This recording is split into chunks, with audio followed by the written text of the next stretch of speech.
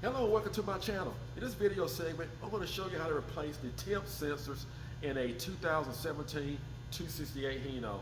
If you're not a subscriber, just hit that button, become a subscriber right away. So let's begin. Naturally, the first thing we're going to do is open our hood. We're going to focus on the right side of the engine. We're going to start with a clean drain pan. We're going to go underneath the front of the vehicle. And we have a drain plug right here for our radiator. You can actually unscrew it with your fingers. Make sure you place your drain pan underneath. It wouldn't hurt to remove your radiator cap.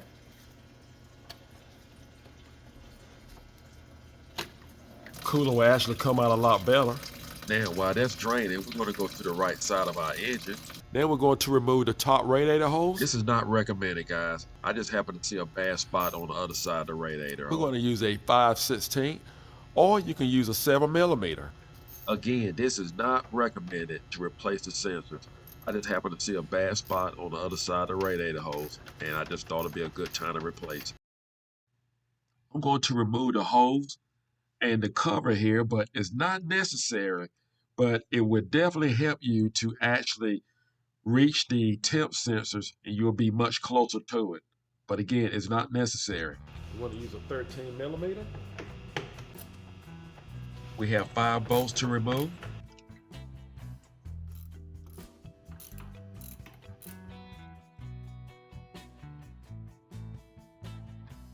You want to use a 1/2-inch wrench, or you can use a 13mm.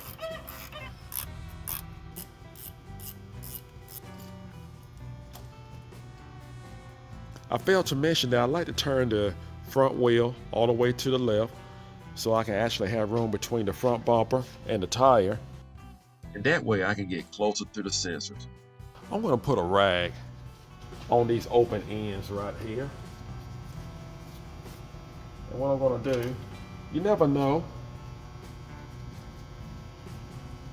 You don't want anything to actually fall down inside the hole.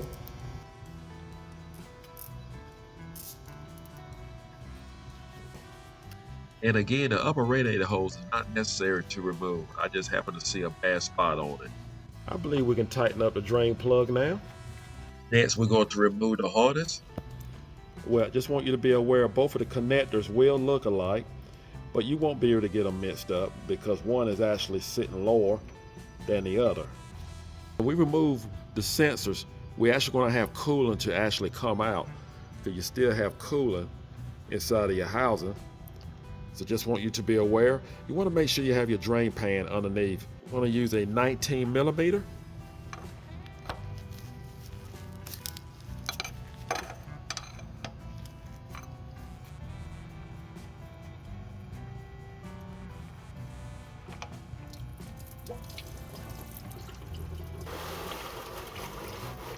Just slide it back a little further. Sensor below may be a little bit more challenging to put a wrench on. I must say a 3/4 or a 19mm ratchet wrench works great for this sensor down below. Some coolant may continue to drain. Some of you may wonder, why don't I go ahead, since I have the top radiator hose off, to change the thermostat? Well, on Hino, the thermostat is not going to be on top like it will most vehicles. Thermostat will actually be right at the bottom. It's going to be at the bottom radiator hose. So your thermostat is going to be right in this housing, right here. That's your thermostat housing. Now, I just want to make you aware, I am working on a 2017 268 Hino, and the sensor that I actually ordered, the Hino dealer actually saw one.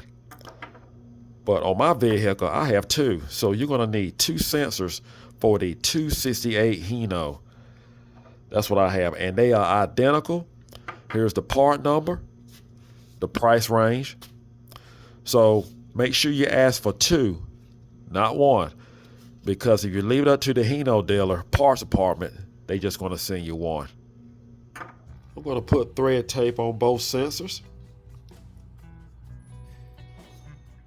We're going to turn it clockwise.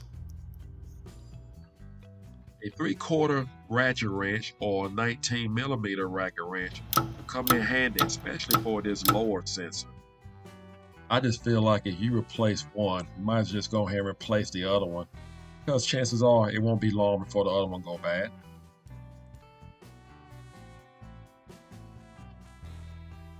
And then we will install our connectors.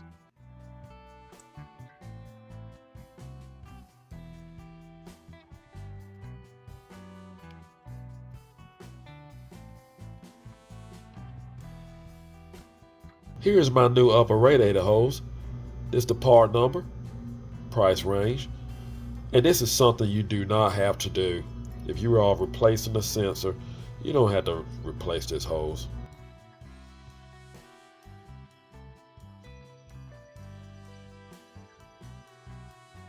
Now we can remove these rads and install our hose.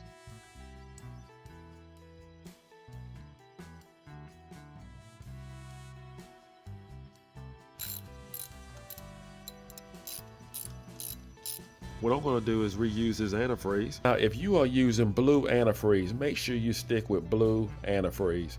This is the Hino blue. Do not mix your antifreeze with red or green. If it's red antifreeze, stay with red antifreeze, 50-50.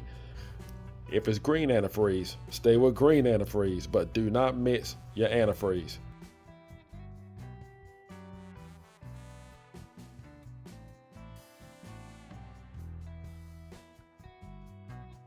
Make sure your radiator reservoir is topped off. And we're just going to leave the cap off for the time being, allowing the air to escape. And then I'll put the cap back on.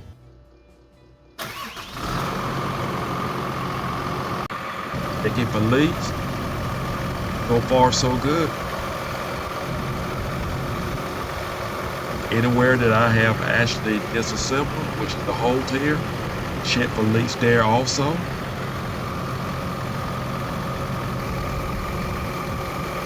Everything looks good. Coolant level remains steady. After the vehicle has run and you have your radiator cap back on, of course, you will notice that you will have some coolant that will actually draw out of this reservoir here. So just top it off again with blue antifreeze to this level line right here. Perfect. It's not necessary to remove the radiator cap at this point, because whatever the radiator needs, it's going to pull the coolant from this reservoir here, and it's going to replenish itself. So this reservoir is what you need to keep an eye on. Make sure that it is level off. Well, that's all there is to it. Now you know how to replace the temperature sensor on your Hino. You're going to need 2 of them if you have a 268 like I do. I hope this video was helpful. Do not forget to subscribe. Take care, and God bless.